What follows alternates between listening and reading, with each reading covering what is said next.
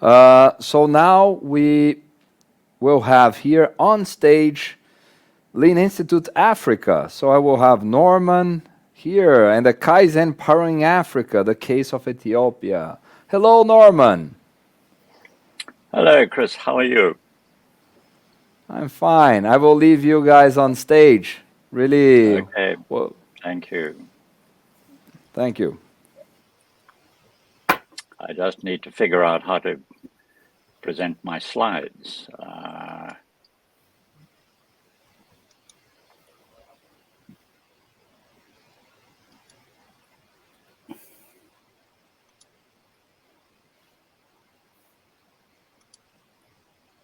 I think I'm getting there.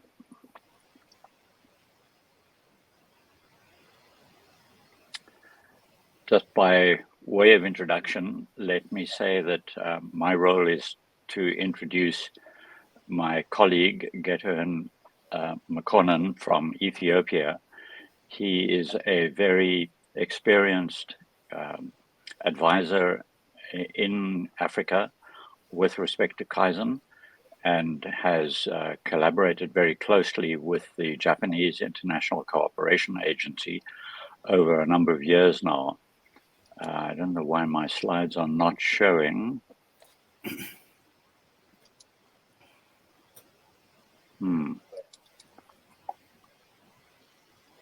Here we go. So you will see that I've put my name in very small letters because the main speaker here is Getahun Makonnen. Let me move to the context for this session. So we've both been involved in the examination committee of an initiative between the AUDA-NEPAD organization and JICA. So AUDA-NEPAD is the African Union Development Agency and New Partnership for Africa's Development. These are agencies that government level involvement across Africa takes place. And JICA is, of course, the Japan International Cooperation Agency. And through that agency, Japanese experts are sent to Africa and work on the shop floor in a number of countries and companies. The objective of this Africa Kaizen initiative is Africa-wide promotion of Kaizen. It was launched in 2017 as a 10-year collaborative initiative. As part of this initiative, there is an annual conference. There have been 6 conferences thus far. And in these conferences, there is a lot of sharing. The policy implications of implementing Kaizen. Obviously, we share the findings and lessons from the initiatives in the various countries, leading to a deeper understanding of Kaizen, continuous improvement, and of course, discussion of future course of action, because the plan is constantly evolving through experience. In the most recent Africa Kaizen Awards conference, just about 5 weeks ago in Cameroon, Getahun and I were both present there. We could see the action plan for Africa in progress. We were able to see what is happening in Cameroon itself. And then there was the 4th Africa Kaizen Award.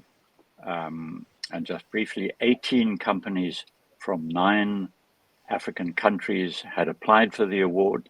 The countries that had applied were Cameroon, Ethiopia, Ghana, Kenya, Mauritius, Tanzania, and Tunisia. And I'm embarrassed to say that the South African entries did not make the final 9, let alone be amongst the 4 award winners. However, on that embarrassed note, let me introduce our main speaker. I refer to Getahun as Getahun-san because our involvement is nearly always in the context of our Japanese partners. We met on the examination committee. He has an extraordinary background of experience with continuous improvement initiatives. He's been intensely involved in Kaizen in Africa and, in Ethiopia. And he will be speaking about that mainly this morning. In 2019, in acknowledgement of the role he has played in Ethiopia, he was contracted by JICA through the Japanese Productivity Center to advise JICA and ADA NEPAD to support the Africa Kaizen initiative. It is an Africa-wide brief, and I know that later today, or perhaps it's tomorrow, he will be flying to Niger to participate in an ADA event there. And today, I look forward to his sharing the Ethiopian case study. Getahun-san, over to you.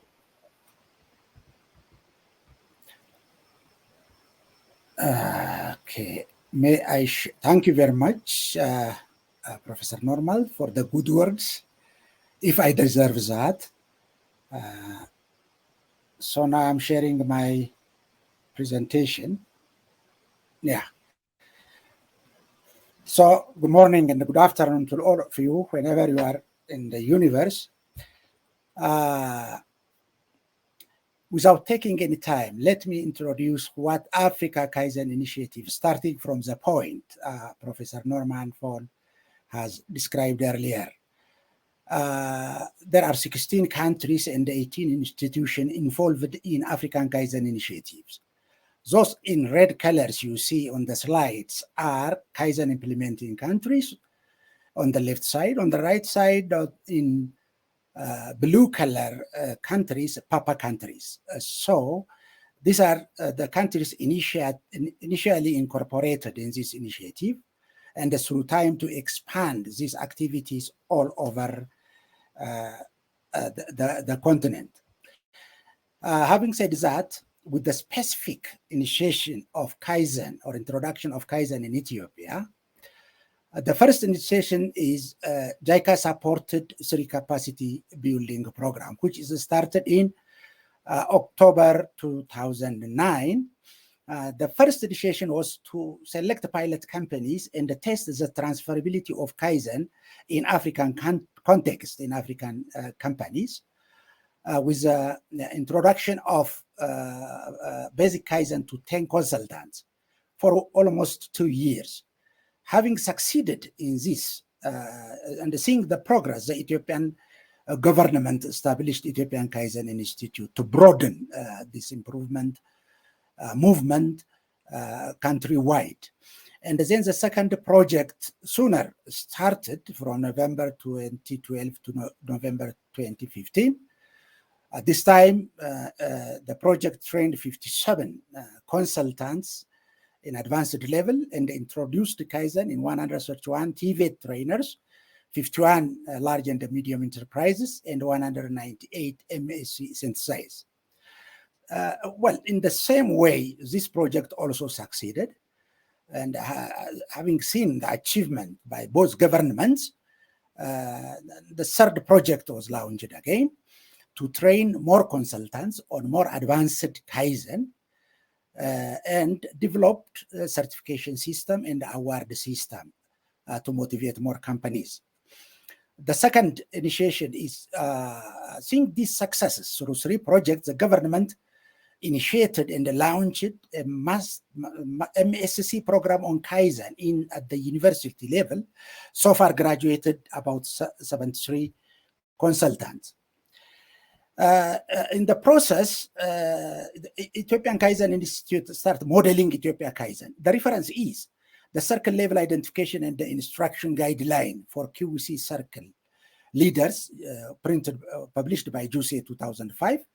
This guideline identified 4 levels of knowledge and skill to learn and apply from least to highest level in steps. So this is a model. Ethiopian Kaizen model, TISO model, it means it is testing, institutionalized, implementation, and sustain.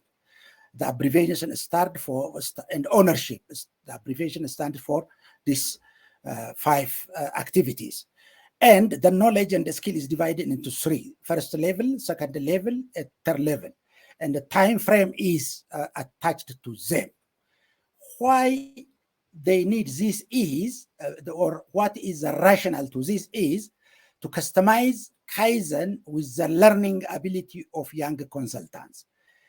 Because the experience of Ethiopian Kaizen Institute is to hire new graduates with good grades from universities, particularly in the industrial engineering, with less number of economics, accountants, and management, and taking them into the institute, giving them trainings. We'll see in the next slide how they do this.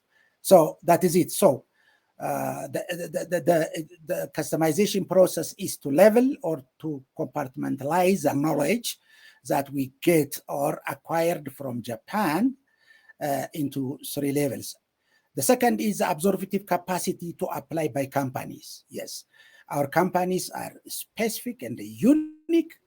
Most of them are labor intensive, textile, leather, agro processing, with less exposure of engineering industries. The third one is effectiveness of implementation. That means learning and applying step by step, as I've discussed in the earlier slides, going step by step from zone D to zone A, applied by Toyota. The recruitment and the capacity development of consultants follows these 3 steps.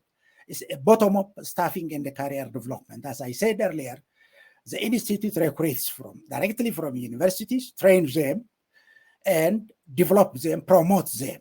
So build up from the bottom, staffing from the bottom. Why is that? Because the young generation are more active and they have more capacity to learn. The second is with institute training, establishing within institute training, they call it WII, for new entrants from 6 months to 1 year. 6 months from 1 year, classroom training and in company training as well, up until they get the maturity level to do the business by themselves. The third one is developing Kaizen culture, specifically teamwork. That is Kaizen promotion teams. They call it Kaizen promotion team, what we call QCC in Japan and elsewhere. The specific nature of KPT is they assume the role of 5S committee, the role of QCC, and the role of TPM team as well. The second Kaizen culture is professionalism, the capacity of learning and acquiring the scientific methodology and applying in a scientific way, customizing to the specific situation of the country, the company, or the enterprises that are doing that. And finally, owning that knowledge and developing the knowledge through adding the best experiences they are acquiring in everyday life Kaizen. The third point is exemplary leadership, wonderfully, which is explained before me now. The certification system, EKI developed a well-defined certification system for consultants. That certification system has got 4 levels. The first one is basic Kaizen for new entrants. The second one is intermediate Kaizen. The third one is advanced Kaizen. The fourth one is principal Kaizen. The basic Kaizen is for those young consultants entering the institution, staying in the institution and learning from 6 to 1 year and applying that. Having assessed their capacity in the field, they will sit for examination and testing. The intermediate Kaizen is more of a senior consultant level. The advanced Kaizen, as its name indicates, is for more advanced Kaizen consultants. The principal Kaizen is more or less it's a management level. Those who has passed through those career development from basic, intermediate, advanced, and who has contributed in research, in developing the techniques, the knowledge, in playing the role model. This is principal Kaizen. These are the running paths or for the consultant. The first is Kaizen starter application. Just they will pass through paper testing. The second one is for advanced one, the academic background, job experience, paper test, oral test, the accumulation of this. If they satisfy the requirement, they will be honored as certified consultant. The last row is principal consultants. The qualification, as I said earlier, not only in knowing and applying Kaizen, but also in playing the leadership role and contributing to the knowledge through research. And of course, they pass this well-established testing system. After assessment, either they pass through the certification system. Now, having said what is the achievement? The achievement for the last 10 years, quantitative achievement is 1,162 companies benefited, 150,000 managements and workers are trained, 13,000 KPTs established, about 144 million US dollar gained. This is a nominal figure. Some basic indicators: productivity of manpower increased. In high tech, about 2%. In the highest achievement is 60%. Productivity of machinery lost 25, highest 75. Defect reduction lost 5%, highest 57. Cost 633. Accidents from 5 to 49. Improved delivery time about 35. On the qualitative aspect, really the effect is a mindset change. Yes, we can attitude. Workers management, relationship improvement, and team dynamism. From the policy implication aspect, at macro level, it is for a competitive and a productive economy. At manufacturing aspect or sectoral aspect, the policy is a strategy for industrial development and the competitiveness. From the service industry viewpoint, a tool for service excellence. These are the three major core policy national implications. Well, the Kaizen movement is introduced or incorporated in national plan in manufacturing, human resource development, service sector, and the capacity building.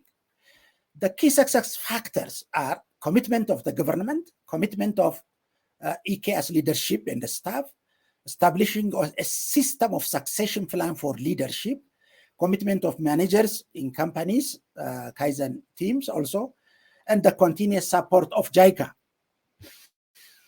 The major challenge are the difference in commitment among companies and the different stakeholders, frequent turnover of Kaizen leaders, company management, lack of comprehensive understanding of Kaizen. Even in Japan, Kaizen is defined in many aspects. Sometimes it's confusing, but we take it as a philosophy of change improvements or continuous improvement. The fourth one is business ethics and the transparency issue. Particularly, companies do not want to disclose the finance data and the fear for change. The takeaway for African Kaizen initiative for the rest of the countries are commitment at all levels, continuous capacity enhancement or ownership, customizing knowledge and skill to one's own environment, never bend for challenge, record achievements and acknowledge, never satisfy with current achievement and go for better activities and improvement.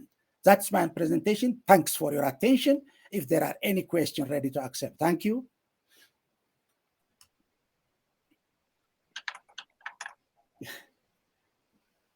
Yes, Norman. Thank you, Getahun. Yeah. Am I back on the audio?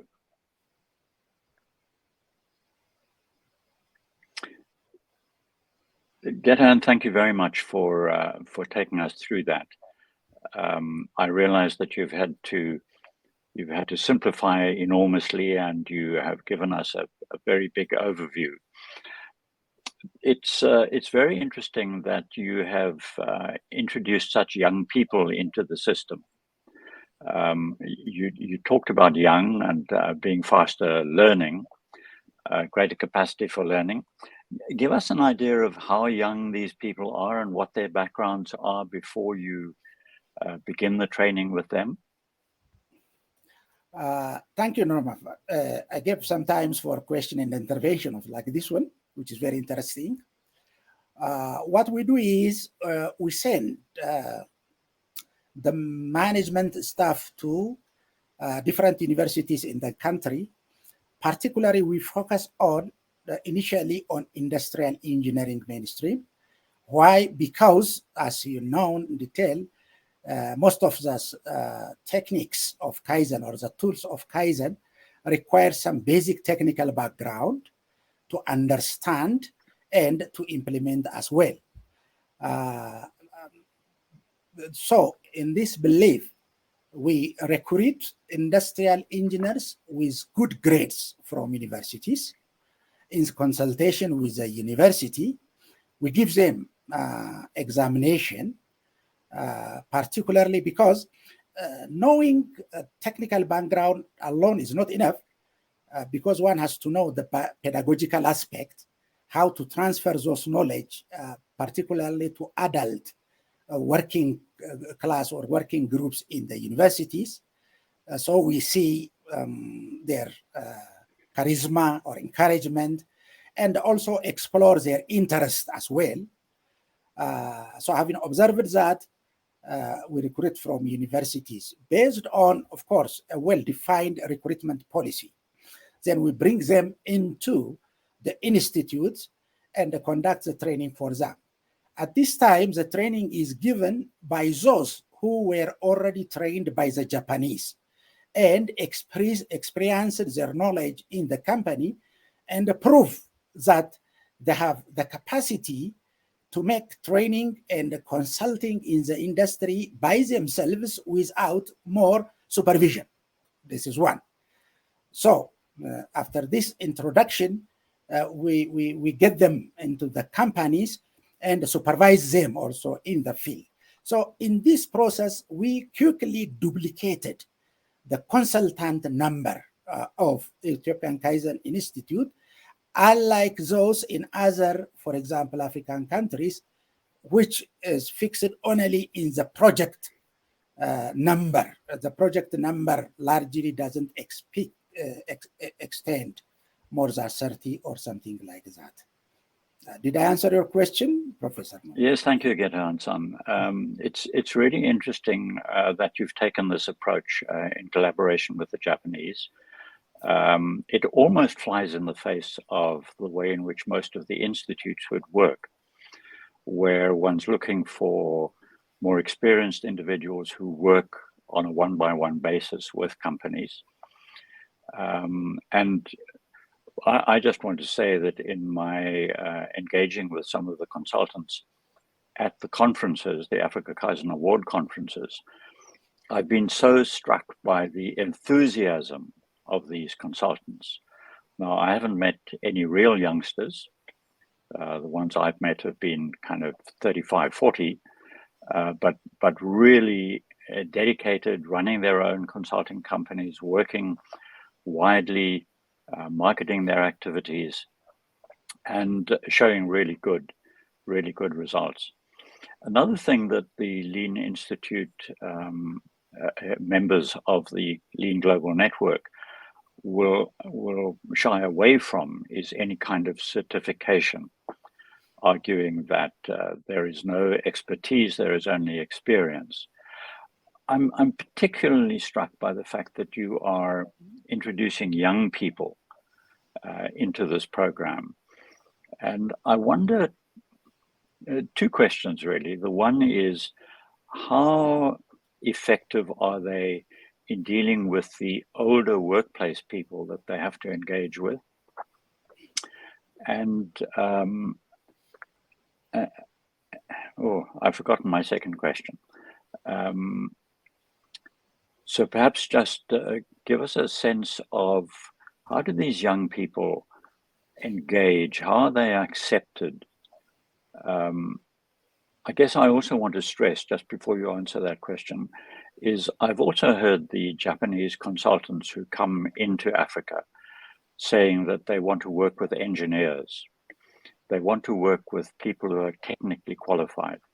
And I think you're absolutely right in working with industrial engineering graduates. But the fascinating thing is that you're introducing young people with certificates. You are certifying them through a multi-stage process. My second question, you will have a range of consultants who effectively fail in the actual workplace for various reasons. And at the other extreme, you will have, in terms of the 80-20 rule, you will have a relatively small group who are absolutely outstanding. Perhaps you could comment on the youth and the range of success through to didn't work out. Thank you. Yeah. For us, the certification system is very effective. Why? Because it motivates the consultants to be certified in the institute, because the certification system is recognized by the government. Again, the certification system helps for career development, for promotion of the consultants. The promotion and the certification level is instituted in the organizational structure of the institute, because the functional description of working units and the job description for consultant refers to those levels, because they have to be certified in order to promote themselves, in order to pass on the ladder of the promotion scale. This is within the institute. There are consultants who succeed in the certification, and sometimes there are consultants who may not fulfill the requirement and fail in the examination. But again, they are encouraged. They are uniquely supported by their superiors, meaning that by the supervisors, by the team leaders. Failing one time in the certification doesn't mean go out from the institute or thrown out from the institute. No, that rather, rather inculcates a sentiment of motivation in the competition, healthy competition within the institute, not kicking each other, like we see in a bureaucratic institution. Again, this certification system helps the institute for the development of succession of leaders. First, as team leader, as a supervisor, and as a director, something like that. Well, of course, what we see in Ethiopia now, some of the members, consultants of EKI, are now going out from the institutes and establishing their small consultant companies. That is very nice. That is healthy. Because as a public institution, Ethiopian Kaizen Institute should focus on capacity development, not to compete with privates. Rather, the policy is to develop the private consultants. That is it. The certification system also works for the companies. They apply in the company. In the company, we have QCCs and we have Kaizen leaders. Again, this in the company has created some motivation and some competition to be certified by the institute. So this is a general environment. And the young consultants are trained to be patient when they stand in front of adults. Sometimes they stand in front of the ministers. We train the ministers and we tell them, now you are trainees because you made us to train them. You pay us to train you. So in this way, and advocacy, with high advocacy, we tried to convince. That was the path of the institute. And personally, I'm now happy to say I myself was the first person to go out and develop my private activities. Following me, young people are also follows my path. That is the general situation, Professor. Getahun, that's. I think that what you've been involved in Ethiopia and now throughout Africa is just amazing. I can only congratulate you, and I think it's extraordinary that you've been able to influence the government of Ethiopia. We look forward to further collaboration and effectiveness in Africa, bringing about a transformation of competitiveness. Thank you very much. Thank you. Your support also matters. Thank you, Professor Norma. You are the first African professor to join us. Thank you for that. And we look forward. Okay, my pleasure. Thank you. Thank you. Thank you. Yeah, thank you. So very good, guys. Thank you very much for sharing the experiences in Africa.